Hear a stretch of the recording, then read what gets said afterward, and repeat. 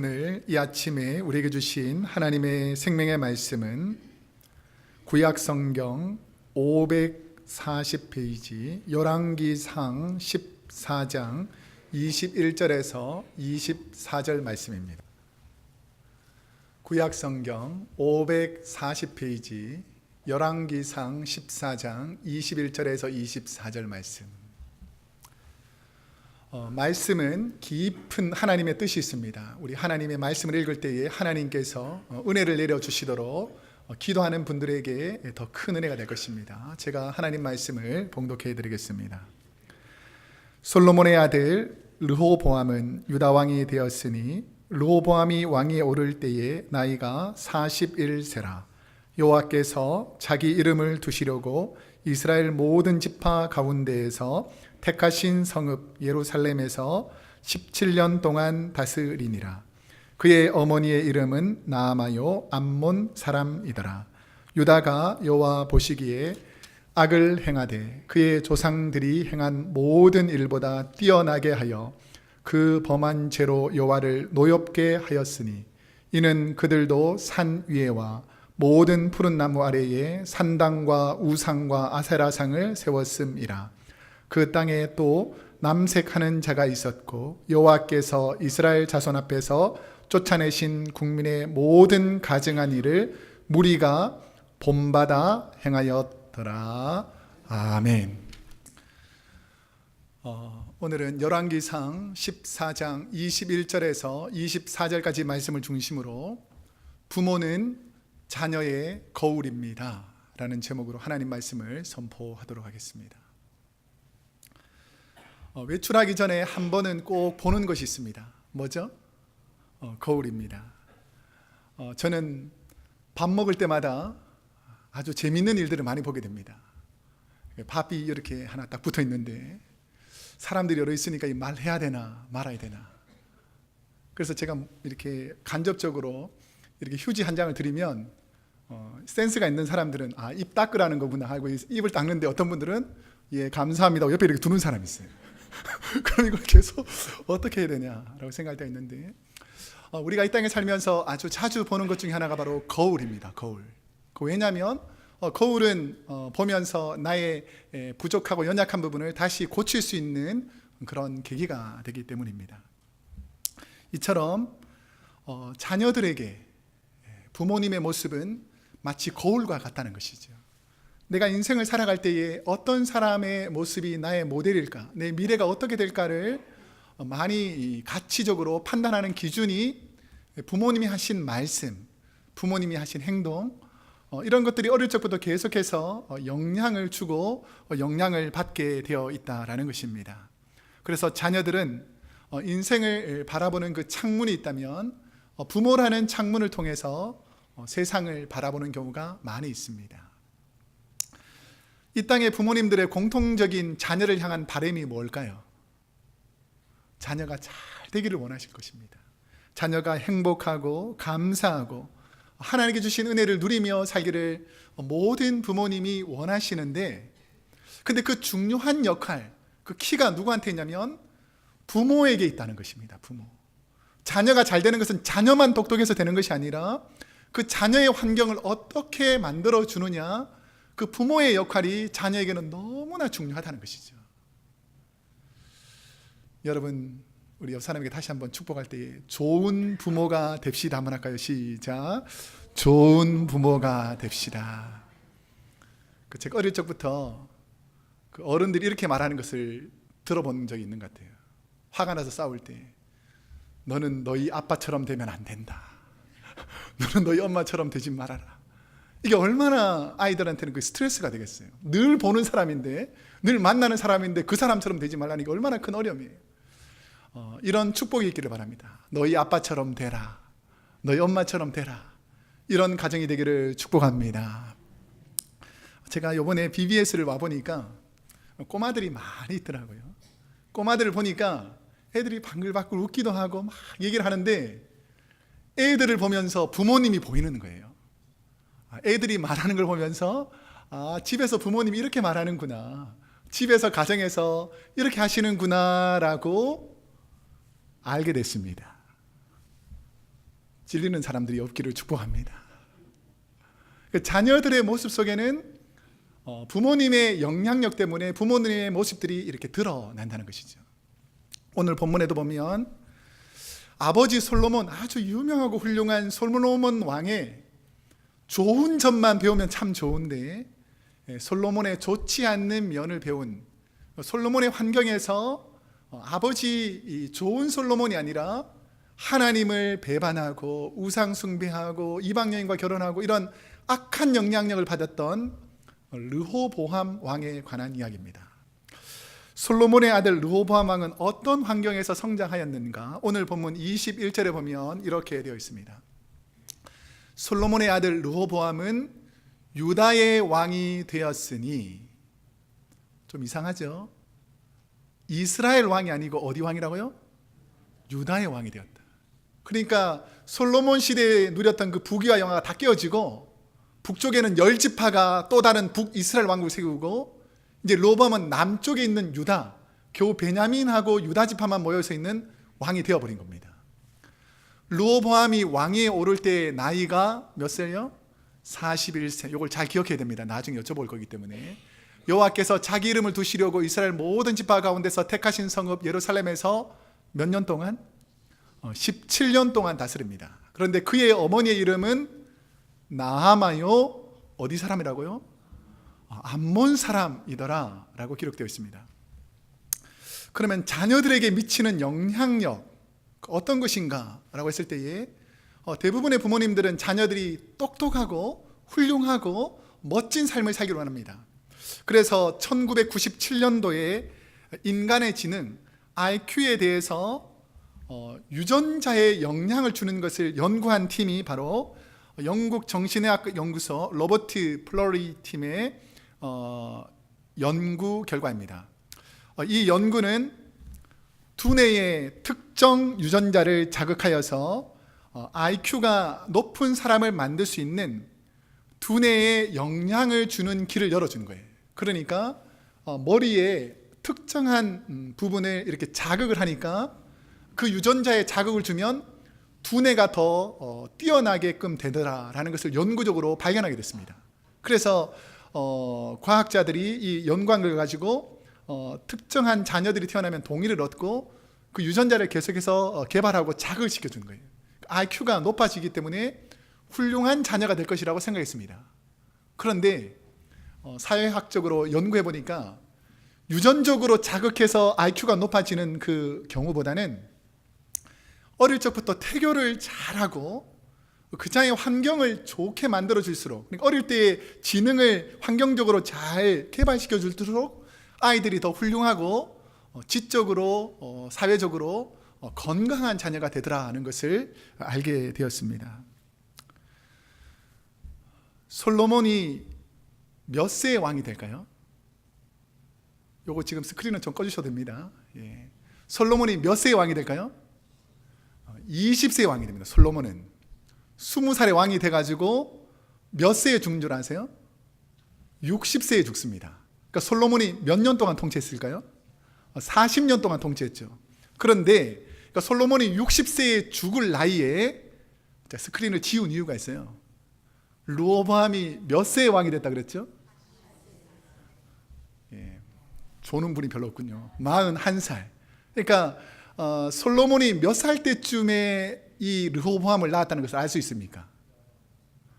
예, 수학을 잘 하시면요. 19 정도, 그러니까 한 20살 정도. 그러니까 솔로몬이 아까 몇 세의 왕이 됐다 그랬죠? 20살의 왕이 됐다 그랬잖아요. 그러니까 20살의 왕이 되어서 40년 동안 통치했는데 이 르호보암은 솔로몬이 왕으로 통치하는 그 시기 때부터 60세에 죽는 그 전생애를 거의 다 본 아들입니다. 그렇다 보니까 아버지의 선한 모습, 하나님을 사랑하는 모습도 보고 나중에 우상 숭배하면서 타락하는 전체의 모습을 다 보는데, 르호보암은 몇 년 동안 통치했다 그랬죠? 17년밖에 통치하지 못합니다. 아버지는 40년 동안 통치하는데 이 아들은 17년밖에 통치하지 못하는 여러 가지 이유가 있겠지만, 그 영향력을 미치는 분 중에 그 아버지와 어머니가 이 아들 르호보암에게 엄청난 영향력을 미치더라는 것입니다. 르호보암의 아버지뿐 아니라 어머니는 어디 사람이라 그랬죠? 암몬 사람 나마라는 여인입니다. 그러니까 이 나마라는 여인이 아버지 때부터 그러니까 지금 어머니 외에 솔로몬의 부인과 첩이 도합 몇 명인 줄 아세요? 1000명입니다. 아내가 300, 처가 700, 합쳐서 1000. 그러니까 얼마나 많은 이방 여인들하고 결혼했겠어요. 그렇다 보니까 자기 어머니 이 나아만은 아버지의 그 관심이 있었는지 없었는지도 알 수 없는 그런 아주 연약한 여인이죠. 그런데 모든 여인들, 이런 여인들이 영적으로나 육체적으로 힘들고 외로우니까 성적으로 타락하는 일들을 너무 많이 하는 거예요. 그러니까 온 산과 언덕 위에다가 아세라 목상을 세워놓고 우상 숭배하면서 온갖 더러운 성적인 행위를 나라 전체가 하기 시작했습니다. 근데 그 영향력을 오늘 르호보암이라는 아들이 받고 부모님이 하는 그대로 자녀들이 배워서 하더라는 것입니다. 우리가 그 중국의 아주 유명한 어머니 중에서 자녀 교육에 관심을 가졌던 어머니가 맹자의 어머니죠. 그 유명한 일화가 맹모 삼천지교, 맹자의 어머니가 3번이나 자녀 교육을 위해서 이사했다, 이런 이야기죠. 맹자는 원래 중국 고대 추나라에서 태어나서 어린 나이에 아버지가 돌아가십니다. 그러니까 홀 어머니 밑에서 키우는 자녀이기 때문에 자녀들을 더 반듯하게 키우려고 맹자의 어머니가 맹자의 교육에 아주 관심을 줬습니다. 근데 첫 번째 이사를 간 곳이 어디냐면 공동묘지 근처인 거예요. 그 애가 늘 하는 일이 뭐냐면 그 행상 장례했던 그 행여가 늘 왔다 갔다 하니까 주위에 있는 사람이 아이고 막 울고 아닙니까? 애가 하는 일이 뭐라고요? 맨날 아이고 하는 일밖에 없는 거예요. 야, 이거 큰일 나겠다. 그래서 두 번째로 이사를 합니다. 어디로 옮기냐면 시장 근처로 옮기죠. 시장. 제가 옛날에 그 서울에 있을 때 동대문 근처에 살았는데, 동대문에 가보면 그 매장마다 맨날 그 아저씨들이 이렇게 무릎에다 손 걷고 이렇게 해가지고 하는 게 있었어요. 골라 맨날 이런 거 있잖아요. 그러니까 시장통에서 파는 거, 싸우는 거, 이 자녀들이 매일 그것만 배우는 거예요. 맹자가 맨날 집에 와가지고 골라 막 이러고 있으니까 엄마가 얼마나 한심하겠어요. 그러니까 이것도 안 되겠다라고 해서 3번째는 학교 부근으로 이사를 갑니다. 그랬더니 아이가 모든 사람들이 공부하고 열심을 내는 것을 보면서 이 주위의 환경이 이 자녀에게 엄청나게 영향력을 미치는구나 라는 것을 아는 거죠. 이게 바로 맹모 삼천지교라는 이 고사입니다.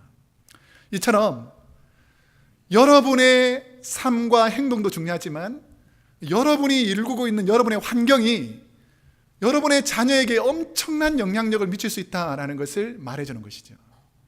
여러분의 자녀들이 믿음 안에서, 말씀 안에서 신앙으로 성숙한 부모님의 모습을 닮아가기를 축복합니다. 미국 뉴욕을 상징하는 건물 중에서 자유의 여신상이라는 것이 있습니다. 이 프랑스의 조각가 바르톨디라는 분이 이 자유의 여신상을 만들게 되는데, 원래는 미국이 세워지면서 프랑스라는 나라가 영국하고 관계가 별로 좋지 않잖아요. 그러니까 영국에서 독립한 이 미국을 축하해 주는 의미에서 프랑스에서 이 자유여신상을 만들어 주기로 했습니다. 그래서 바르톨디라는 이 조각가가 자유여신상을 만들고 있었는데, 프랑스가 경제적으로 좀 어려워지니까 서포트를 안 하는 거예요, 경제적으로. 그래서 바르톨디라는 이 사람이 조각을 만들다가 국가에서 지원해 주지 않지만 자기의 전 재산을 다 팔아가지고 저 자유의 여신상을 만듭니다. 그 20년 동안 만들면서 밑에서부터 이렇게 차곡차곡 쌓아가지고 자유의 여신상을 만드는데, 제일 마지막 부분에서 우리 오른쪽에 보이는 그 자유의 여신상 얼굴 모양을 누구의 얼굴을 저기다가 조각해야 될까를 생각했어요. 그러니까 프랑스의 유명한 얼마나 많은 세계적으로 유명한 여성들이 있습니까? 그 여성들의 이름을 쭉 가지고 많은 사람이 추천했는데, 바르톨디가 결국 이 자유의 여신상을 누구의 얼굴을 여신상의 얼굴로 만든 줄 아세요? 센스가 있는 분들은 계속 제가 말했던 걸 보니까 알 텐데 어머니 얼굴이에요. 어머니 얼굴.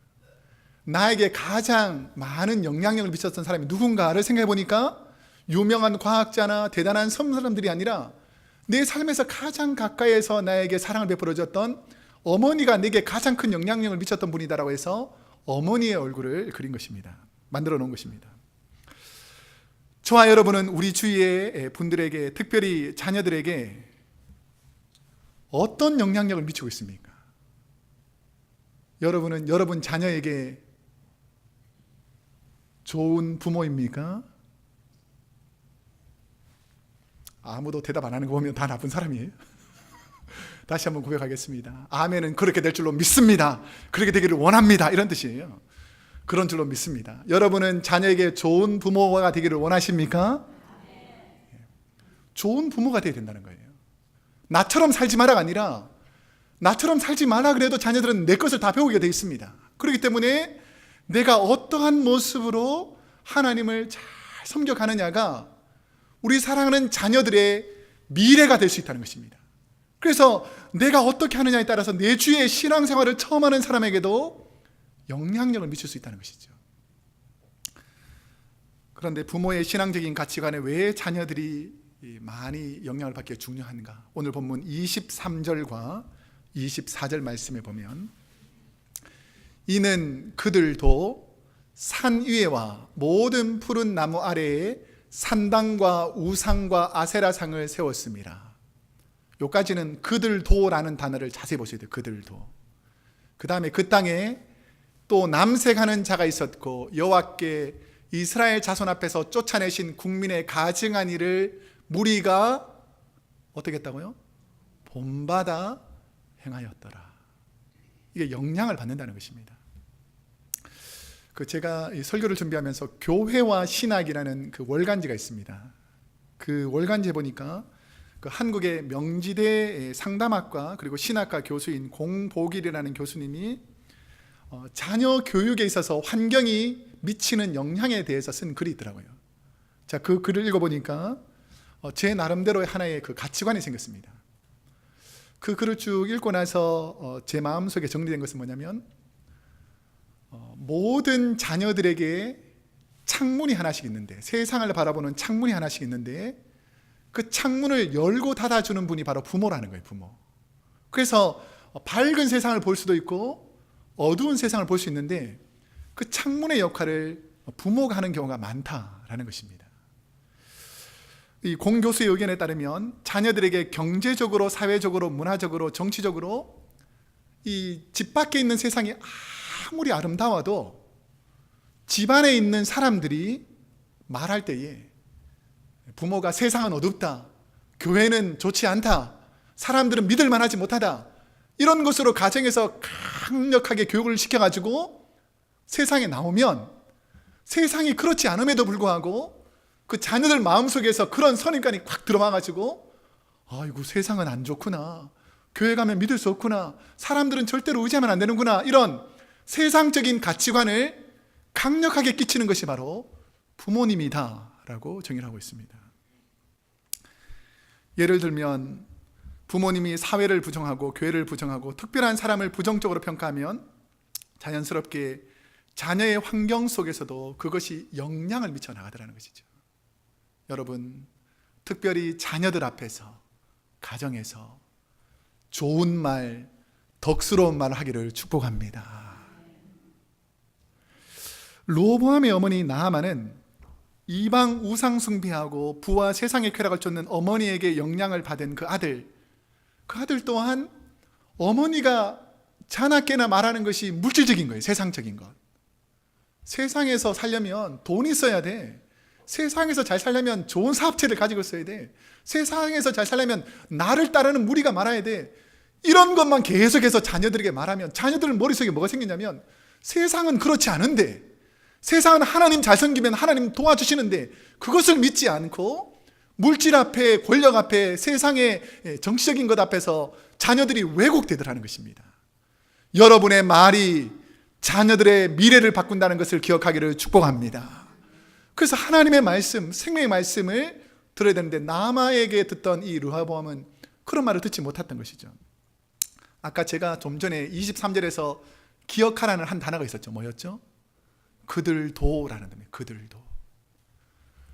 솔로몬이 타락해서 르호보암이 악한 일을 하니까 르호보암의 자녀뿐 아니라 온 나라의 백성들이 그들도 르호보암 왕을 본받아가지고 언덕이나 산, 푸른 나무 아래에다가 다 아세라 우상과 세상의 쾌락과 즐거움을 주는 그런 제약된 것을 만들어 가지고 온 나라를 병들게 만들어 버리더라는 것이죠. 특별히 그 중에서 가장 심각한 문제가 바로 남색하는 것이라고 나옵니다. 남색하는 것. 히브리어로 남색이라는 단어는 카데시인데, 구약 시대에 보면 아세라 여신을 섬기던 제단에서 일하던 남성들이 있었습니다. 이 남성들만 일하다 보니까 성적으로 남자들끼리 성행위를 하는 거예요. 그렇다 보니까 이것이 이방에서 들어온 문화인데, 우상 숭배를 하러 가보니까 남성들끼리 성행위 하는 것을 이 사람들이, 이스라엘 백성들이 보고 왕도 그렇고 뭐 사람들도 그렇고 높은 사람들도 다 괜찮다고 그러니까 이거 별 문제가 되지 않는가 보다 하고 온 이스라엘의 그런 죄악들이 물들어가지고 번져가기 시작하더라는 것입니다. 성경은 여러 죄를 언급하고 있지만 특별히 사람을 타락시키고 나라가 멸망할 때에 하나님께서 공통적으로 일하는 현상이 바로 하나님의 말씀을 듣지 않은 우상 숭배와 연관된 성적인 타락에 관해서 언급합니다.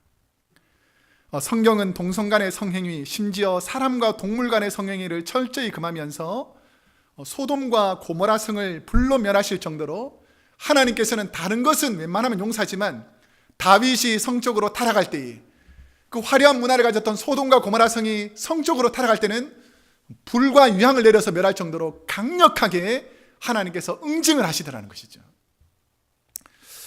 저는 이 부분을 성적인 타락을 합리화하는 사람들에게, 이것은 성향이다, 이것은 나간 타고나면서부터 그렇게 태어났다라고 하는 자기를 합리화하는 사람에게 신학적인 입장에서 타락과 착각이라는 단어로 여러분에게 설명해 드리고자 합니다.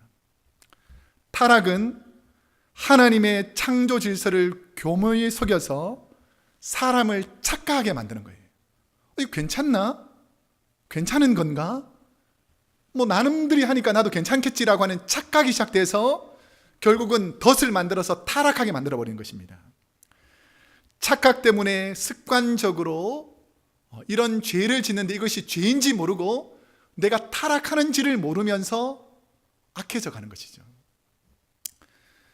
이런 착각과 타락의 한 예로 가짜 식욕이 다이어트를 망친다라는 말이죠. 가짜 식욕.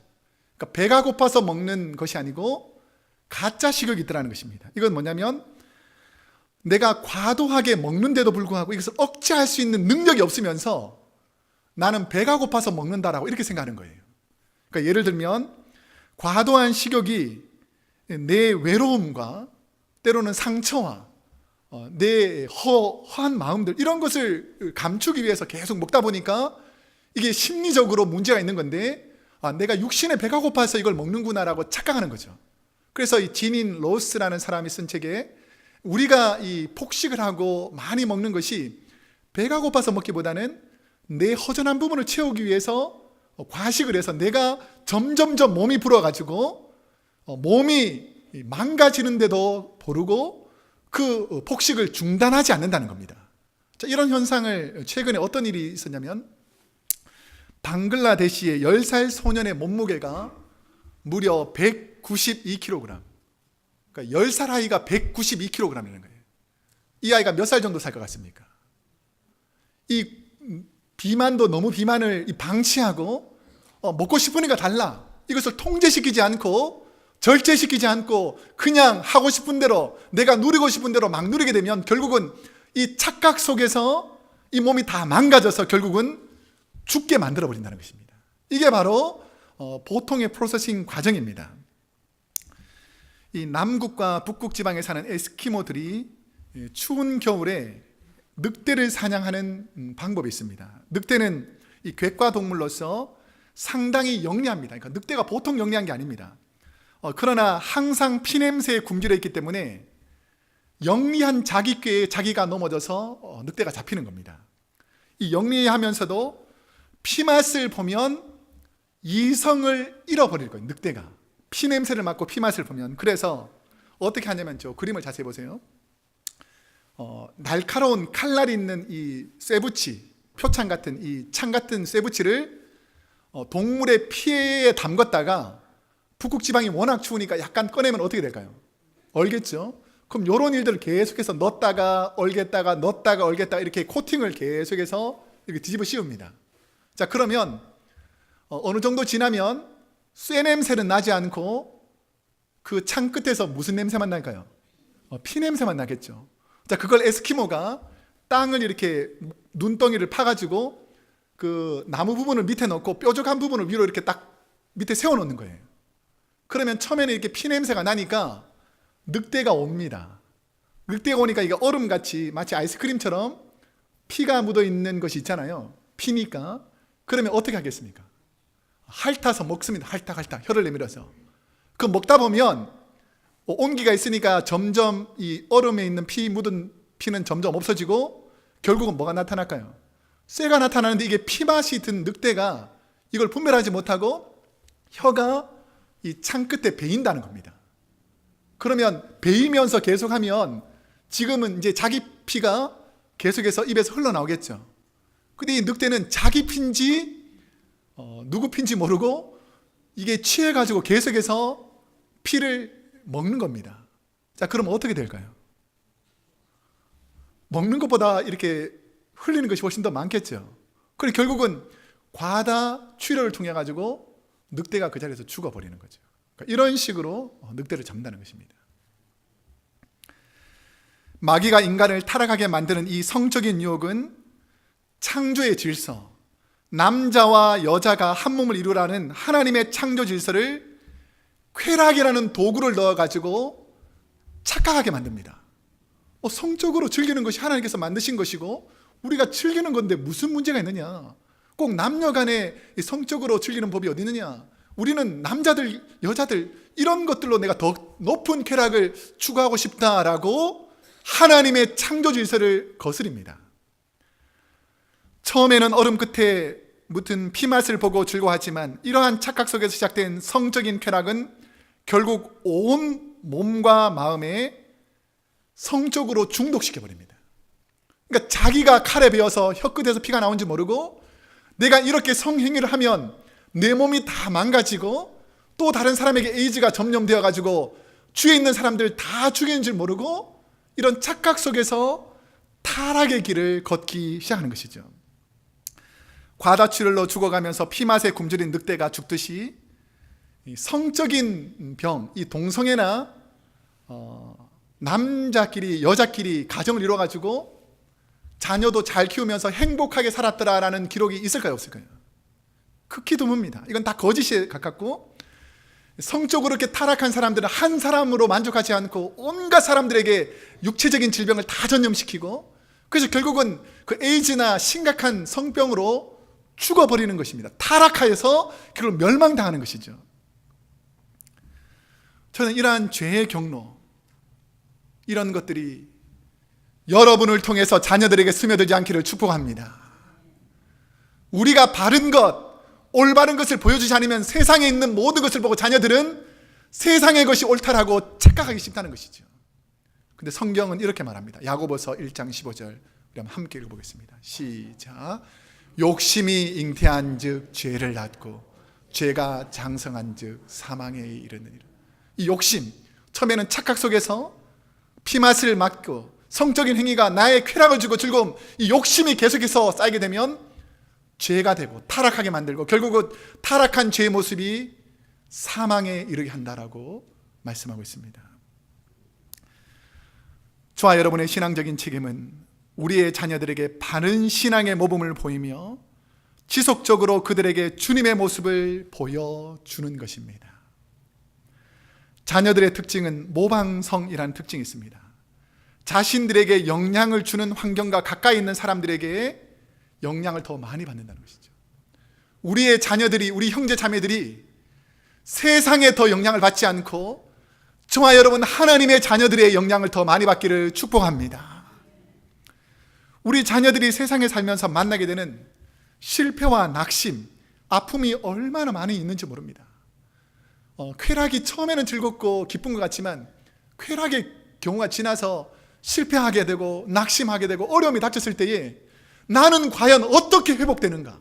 탕자가 자기가 가진 모든 재산을 가지고 나가서 세상 마음대로 살다가 결국은 쫄딱 망하고 갈 곳이 없어서 어려움 당하고 있을 때 어떻게 회복되는가를 생각할 때에 탕자가 생각해낸 것이 뭡니까? 아버지의 집이죠. 여러분, 아버지의 집에 와서 회복되는 줄로 믿습니다. 그러니까 신앙은 교회에 와서 회복되어야 된다는 것이죠. 우리 자녀들이 세상을 살면서 눈물이 앞을 가리고 한숨만 나오는 순간에 우리 부모님이 어떻게 하셨는가를 살펴보니까 우리 부모님이 힘들고 어려운 순간에 하나님 붙잡고 하나님 의지하면서 눈물로 찬송하며 기도하더라. 우리 부모님이 그 어렵고 힘든 상황에서 세상을 바라보지 않고 그 고통의 비바람과 어려움 속에서도 오직 하나님 붙잡고 이겨내더라 하는 것을 자녀들이 본다면 여러분의 자녀들에게는 소망이 있는 줄로 믿습니다.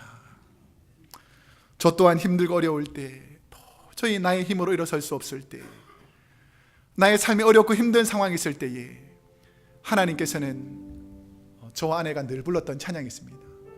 You raise me up. 내가 힘들고 어려울 때에 주님이 일으켜 세워주신다는 거예요. 내가 폭풍 속에서 고난 속에서 어려움 속에 있으라도 내가 하나님을 붙잡으면 하나님이 도와주신다는 것이죠. 우리 이런 마음으로 한번 찬양하겠습니다.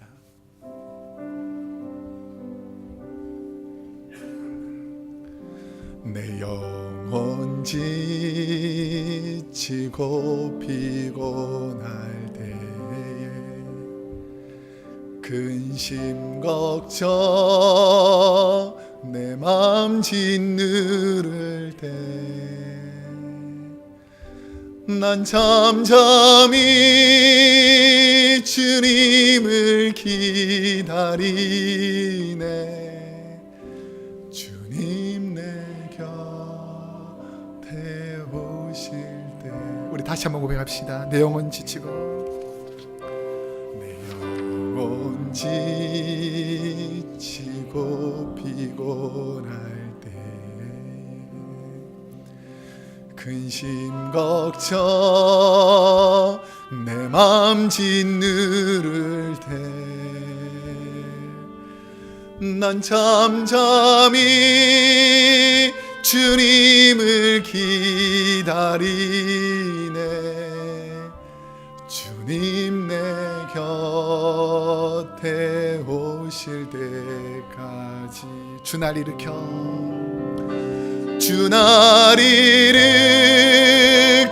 산 위에 세우네.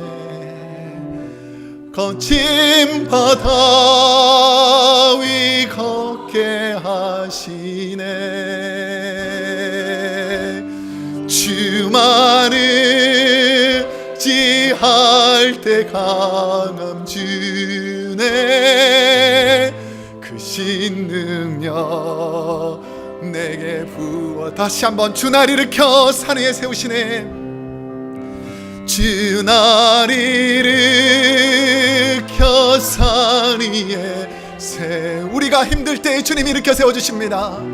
거친 바다 위 걷게 하시네. 주만 의지할 때 주만 의지할 때 강함 주네. 그 신능력 내게 부어주시네. 저는 목회를 하다 보면 참으로 힘든 일이 많이 있습니다. 하나님 어떻게 이렇게 힘들 수가 있습니까? 하나님 이 어려움을 어떻게 극복할 수 있습니까? 이 영혼들을 하나님 어떻게 이 아픈 삶에서 회복할 수 있습니까? 때로는 오해하고 때로는 미워하고 때로는 책망하고 어려움 당할 때마다 늘 하나님 앞에 나와서 부르는 찬양이 있습니다. 하나님, 폭풍 속에서도 고난 속에서도 어려움 속에서도 우리 하나님 도와주실 줄 믿습니다. 우리 함께 기도합시다. 우리 사랑하는 자녀들의 손을 잡고 우리 사랑하는 아내, 우리 사랑하는 형제 자매들의 손을 잡고 눈물로 간절히 기도하면 지금은 안 풀리고 지금은 어려운 것 같지만 시간이 지나면 하나님께서 다 풀어주셨다는 것을 알 수 있습니다. 이 시간 여러분의 손에 자녀의 손이 있기를 축복합니다. 여러분의 손에 아직 믿지 않는 형제 자매들의 손이 있기를 축복합니다. 여러분의 눈물의 기도를 통해서 하나님은 세상을 바꾸어 주실 줄로 믿습니다. 이제 말씀을 맺겠습니다. 이번 7월 한 달 동안에 우리 성도님들에게 주시는 하나님의 말씀을 한번 깊이 묵상하게 되었습니다. 그 순간 하나님께서 부족한 제게 주시는 마음은 자녀의 회복, 가정의 회복, 교회의 회복, 잃어버렸던 첫사랑의 신앙의 회복에 대해서 말씀하셨습니다. 저는 나의 아버지 되신 하나님이 이루실 우리 크로스웨이 교회의 모습을 생각해 보았습니다. 매일 새벽에 교회에 나오지 못하더라도 토요일이면 온 가족들이 성도들과 함께 자녀와 가정을 위해서 기도하는 교회, 주일 아침이 되면 온 성도들이 함께 교회에 나와서 일주일 동안은 내가 세상에서 봉사하고 나를 위해서 먹고 살기 위해 살았다면 이제 주일 하루만큼은 주님의 제단에서 주님의 일을 하면서 주님께 봉사하면서 주님처럼 살아가는 성도들이 감사와 기쁨이 흘러넘치는 교회, 은사를 받아 행복한 교회, 날마다 행복을 말하는 교회, 주님의 사랑을 말하는 교회, 이런 교회가 우리 교회가 될 줄로 믿습니다. 이제 우리가 한번 합심해서 한번 하나님께 기도할 텐데 우리 3분에서 5분 정도 우리가 기도할 제목을 제가 알려드리겠습니다. 저와 여러분은 누구에게 그리고 어떤 사람에게도 말하기 힘든 이 가정적인 어려움이 있을 것입니다. 예수님께서 겟세마네 눈물로 기도하며 하나님께 기도했던 그 기도가 여러분의 가정, 우리 교회에 주님의 모습이 일어날 수 있도록 이 시간 여러분의 가정과 교회와 이 땅에 연약한 모든 어려움 중에 있는 분들을 위해서 우리 한번 간절한 마음으로 여러분의 자녀 이름을 대어가면서 기도하며 나가겠습니다. 기도하겠습니다. 하나님.